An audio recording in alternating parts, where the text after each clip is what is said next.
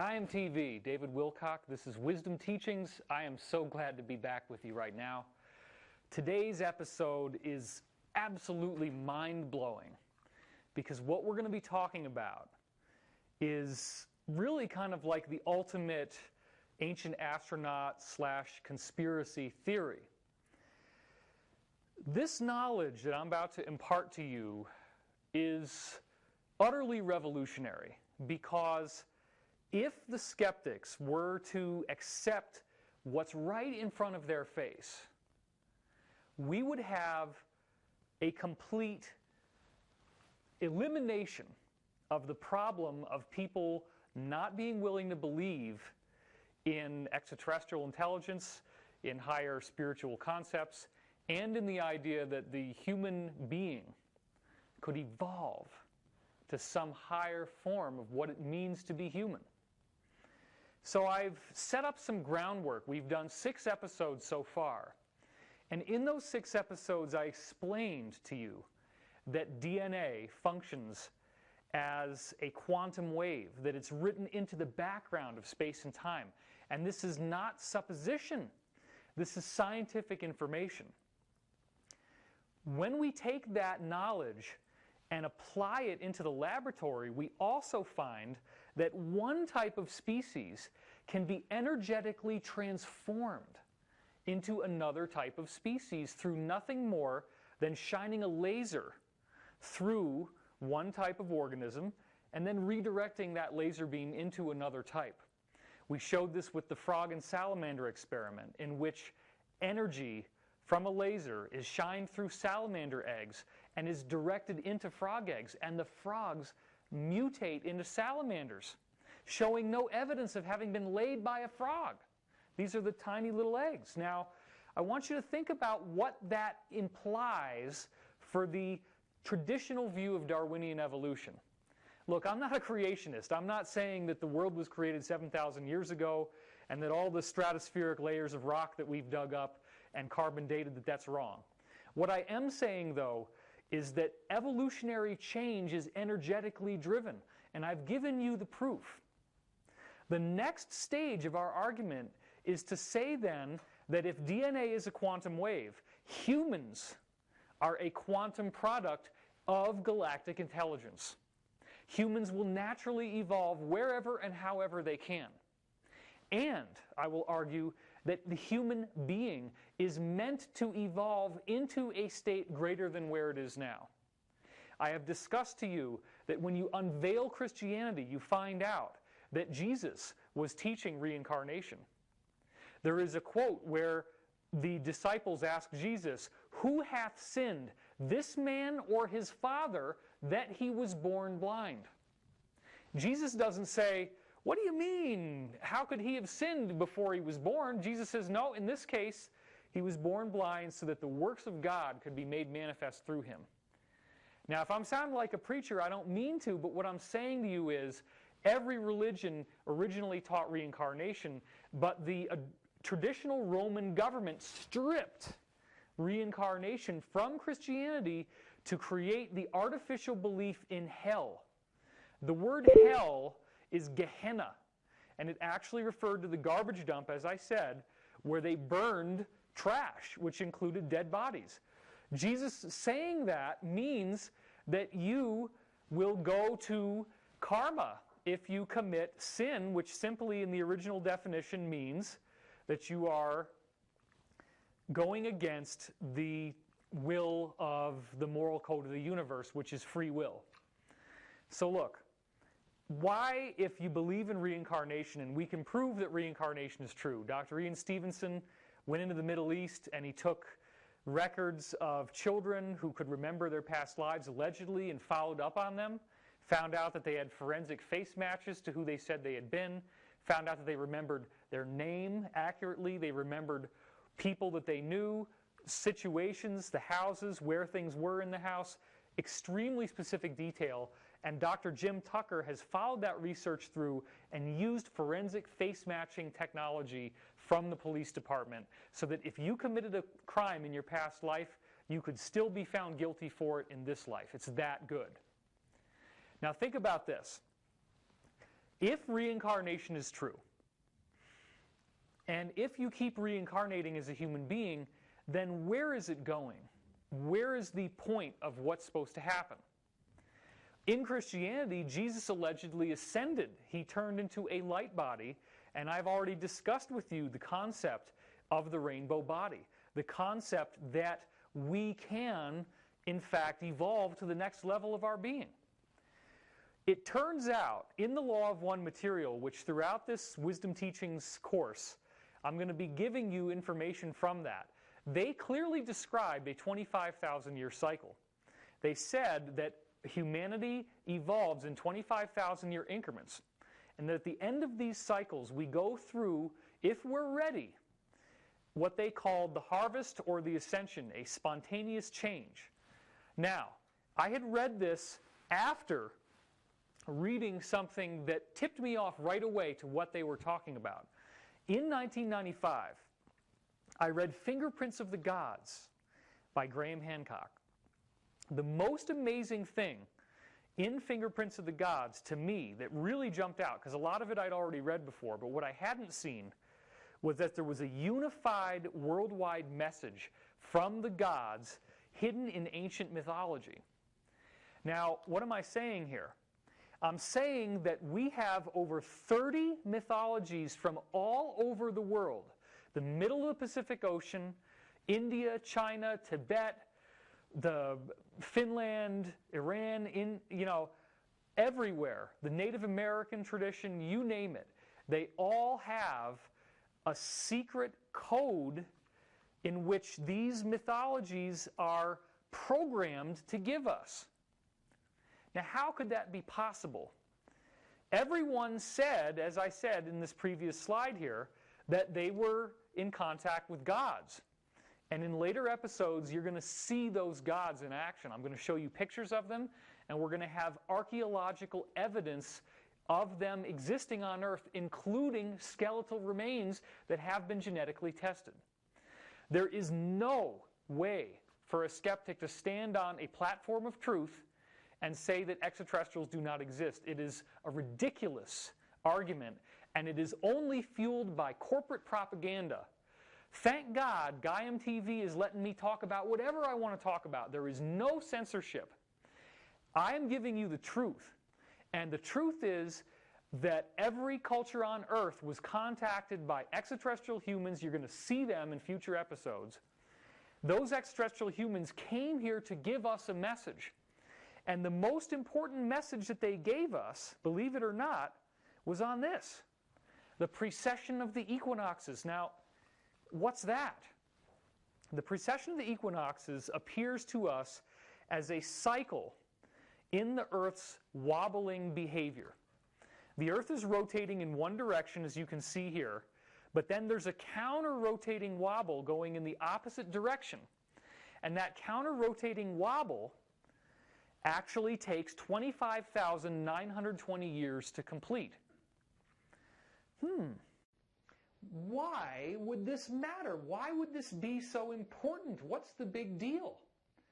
Counter-rotating wobble? It's like, it doesn't make a lot of sense, okay? It's strange. Until I had a precession breakthrough. This only came to me in August of the year 2012, right before the end of the Mayan calendar. And I was trying to solve some problems. I still didn't understand what this precession was. And then I remembered the work of Walter Cruttenden. And here he is. Walter Cruttenden created a book in which he argued that we live in a binary solar system. Now, I have a huge number of slides that I can go through on this, and I do at my weekend conferences. I'm not going to go through all those here. I just want to get to the core because these are half-hour episodes and we have a lot of material to cover. But in his book, Lost Star of Myth and Time, Walter Cruttenden lays out an incredible body of evidence showing us that this is how things really work.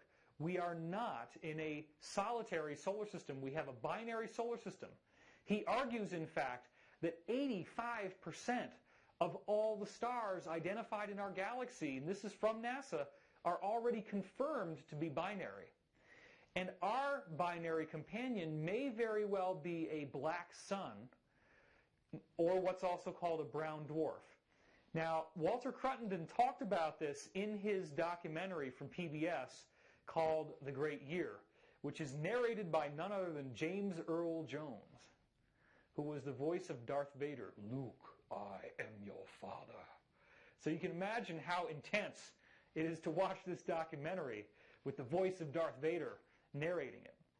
Again, the basic argument that they're making here is that our sun orbits another star, and that secondary star is a brown dwarf. Now, he suggests it might also be Sirius, and he and I are having a polite little scholarly debate in which we're arguing over that.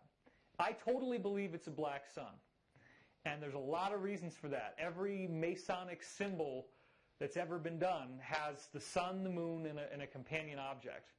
And I have a huge body of slides that I go through at my all-weekend events on that. Now, here's the deal. We take 25,920 years to make one orbit around this dark sun. Once you realize that's what it is, it makes sense for why they called this 25,000-year cycle the Great Year. We're talking about an orbit, a year. It's just that in Earth years, it takes 25,920 years to complete. Now, why does this matter? Why is this so important? Well, first of all, if we are in fact orbiting another star, that companion star could have energy fields. And again, it's not enough time for me to go into it here, but I do make a very compelling argument that there is geometry that is holding the planets in place, and that same geometry is going to be generated by this guy, by our companion star, so that we come into geometric alignments. And when we align with that geometry, much more energy is coming in. The point that I want to make right now is that the Earth's precession, this wobble that takes 25,920 years, it's not just happening to the Earth, it's happening to the whole solar system. Everything in the solar system is doing that. And Walter Cruttenden has excellent information that shows that that's actually what's going on. We are, in fact, moving through this much greater orbit, and everything in the solar system is tilting like a saucer as we do this. So that's what's causing this. This movement that you see in the Earth's axis is the entire ecliptic plane of the solar system going like this all at the same time. Now, the reason why this matters, again, is that even though this orbit is ultimately going to be elliptical, that's only caused by the pressure of the galactic energy. When we actually flatten it out and take away that galactic pressure, which is basically galactic gas and dust, as we orbit the center of the galaxy, you can regularize our orbit around this companion star and make it into a perfect circle. And the geometry will now be shown because that circle's not just a circle. It's the equator of a sphere. So we're dealing with geometry that fits into a sphere, sacred geometry, the Platonic solids, generated by the companion star, which we come into alignment with at the end of the 25,000-year cycle. Guess when that was? Well, we just had that. It was December 21st, 2012, the end of the Mayan calendar. All of a sudden, all this stuff starts to make sense. The ages of the zodiac now are actually regions of galactic space that we're traveling through that may very well have energetic influences on us. That's the main thrust of my new book, The Synchronicity Key, that's going to be out in August of 2013, and we're going to have way more to talk about. Now check this out.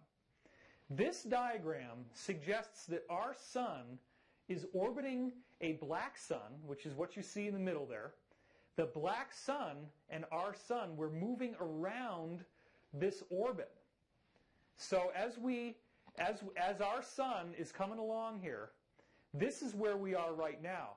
Now, bear in mind that the speed is going to change. The speed of the orbit will change as we circle through. Out here in these regions, you're dealing with it being really, really slow. It's just going to slow down. It starts to pick up speed here, but then it's really slow here, and we go faster and faster in our level of acceleration until we get here, and this is where we're at maximum acceleration. Now think about what I'm telling you. As we reach maximum velocity, what does Einstein tell us about the nature of space and time? He said that as we move through space, we move through time as well. The faster our velocity goes, the more energy we're moving through, and it actually accelerates clock time. Now that's interesting, because Einstein in his later years, as I argue in my book, Source Field Investigations, did say that there has to be a physical energetic medium that we're moving through in space to make that happen, which historically was called the ether. Now they call it dark energy or dark matter, or there's plenty of different names for it. Zero-point energy, the quantum foam, virtual particles. The point is that the faster we're moving through space, the more energy we get, and it's going to charge things up. And because of the source field phenomenon that I spent the first 6 episodes laying out for you, we know that this is biological energy. We're surrounded by these squiggling lines of force that make DNA. And these energetic patterns will increase in concentration based on how fast you move through space. They will increase. There's more density. There's more energy. And it's going to elevate our level of evolution. And that's a model that I am not just hanging out over the edge. If you watch the first 6 episodes, and you're not just coming into this clean and fresh, I highly recommend going to Gaiam TV, start with episode 1. This is sort of like a university class. This is your parallel university. And you got to start from the beginning to make sense out of everything that I'm telling you. I'm doing this very deliberately, step by step for you. So, a binary star system, of course, in its idealized form, as you see here, has 2 orbits that are going on. Both stars are orbiting each other, as you can see here. So, it's the combined movement that actually involves that geometry. Now, we have various orbital phases, as you can see here, and the only reason why I brought those slides in is to show you that when the stars are at their closest point, periapsis, they're at maximum velocity. As they move farther apart, they go through this decrease in speed, and at apoapsis, the farthest point, they're at their farthest speed. Now, Walter Cruttenden and other researchers are making the argument that as we move slower, we go into the dark ages. There's fewer people on Earth. Human society is more primitive. We don't have the degree of civilization, and it's as we speed up through this binary orbit and we get closer to that conjunction in the middle that we then have that increase in source field energy, as I would call it. And again, down here it says, my stat was wrong. It's 80%, not 85%. 80% of all the stars in our galaxy are binary stars. So they're doing this. They're making this movement as they go together. And another important point that Walter Cruttenden makes, which I want to mirror here, is that binary systems change depending on the distance to the other star. When they're really close by, we see a ring that forms around both of them, and that's very standard. That's 0 to 3 astronomical units. And an astronomical unit represents the distance from I believe it's the distance from the sun to the Earth. Yes. So 0 to 3 astronomical units, that's really close, you get a disk. 3 to 50 astronomical units, there's no observed disk. It's just hovering there in space. And then down here, when you get 50 to 500 astronomical units, there may be a ring around one, but not the other.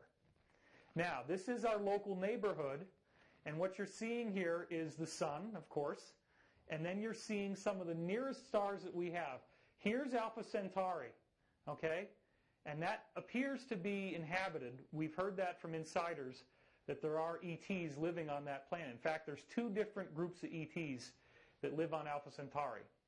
And I can talk more about that, but it's basically they're both human, and there's one type which apparently is more of a, like the Mesoamericans, and they live on a desert planet, and then there's another type that lives on a very lush planet, and they actually have dark green skin, and they photosynthesize light.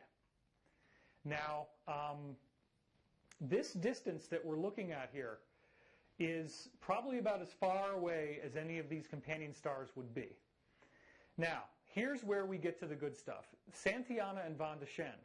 These are our historians who put this whole thing together. They looked at over 30 different ancient mythologies from all over the world, combined the research together in their epic book, Hamlet's Mill, and what they concluded, this is what Graham Hancock wrote about it, is that for some inexplicable reason and at some unknown date, certain archaic myths from all over the world were co-opted to give you information on the precession of the equinoxes. Isn't that something? Isn't that something?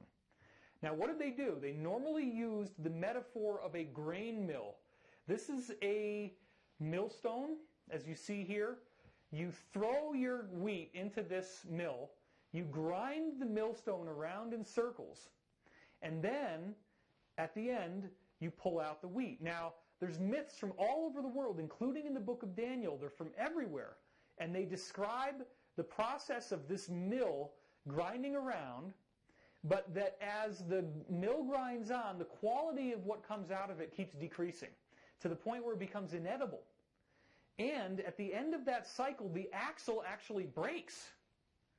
And that corresponds to a myth of the world. Now, the hero in most of these myths actually dies. And only the gods, Frida and Freya, can come in to save the day. Now, gods often refer to stars in these ancient myths.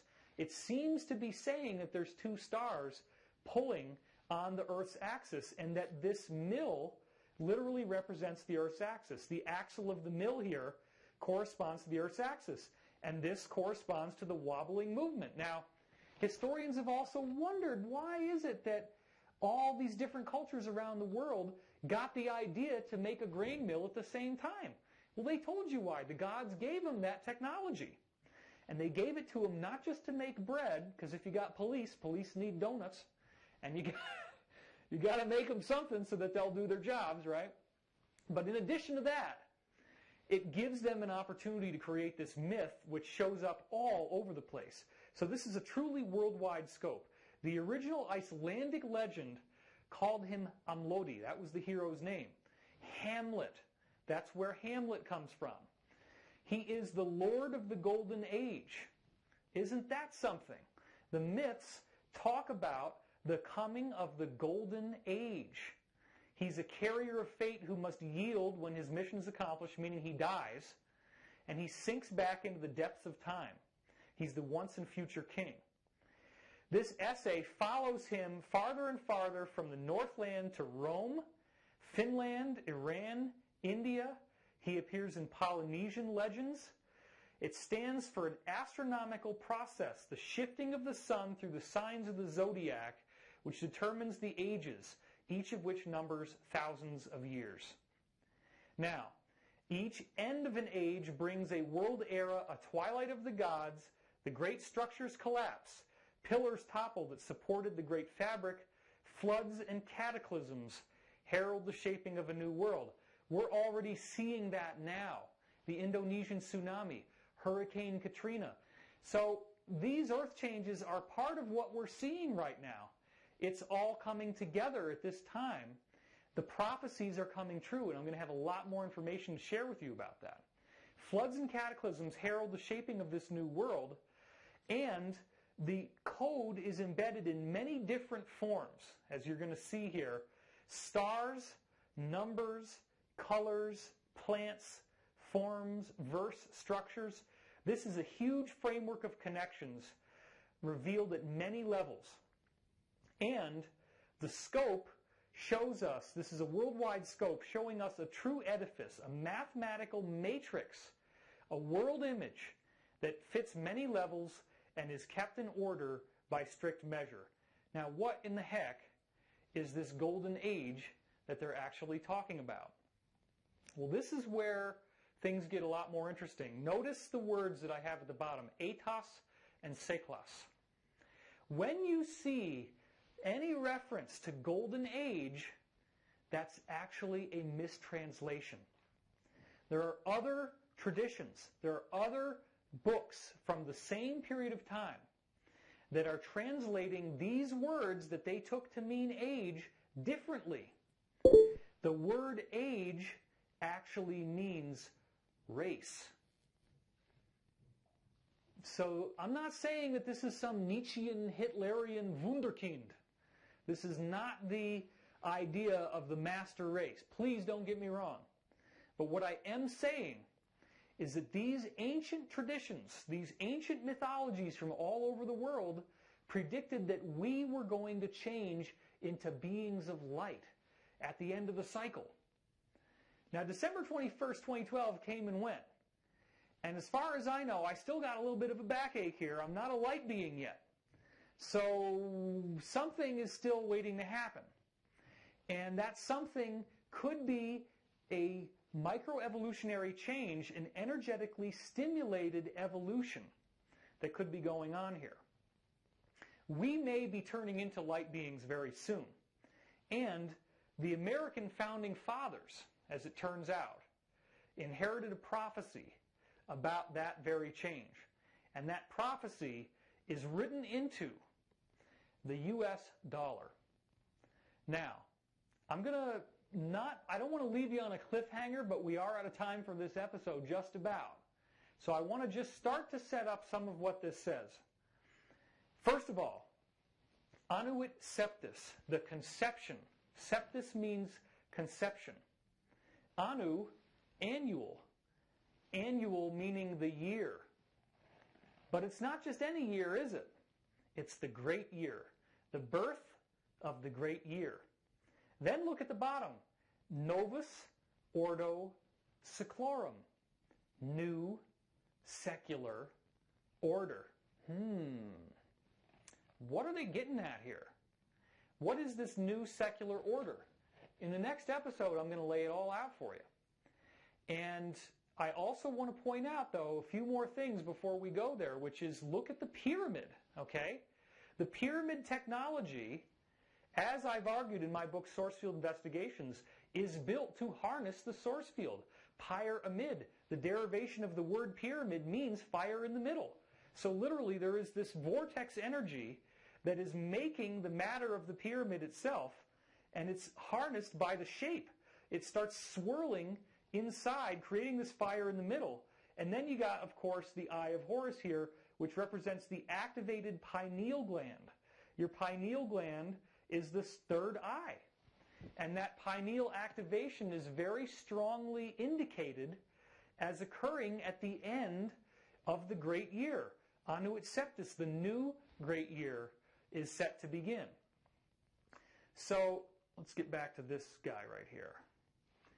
So what this is saying is that we are transfiguring. We are going through transfiguration. That is your wisdom teaching for today. The prophecy of who you will become and how you're going to get there has been encoded and embedded in ancient mythological teachings for every culture in the world.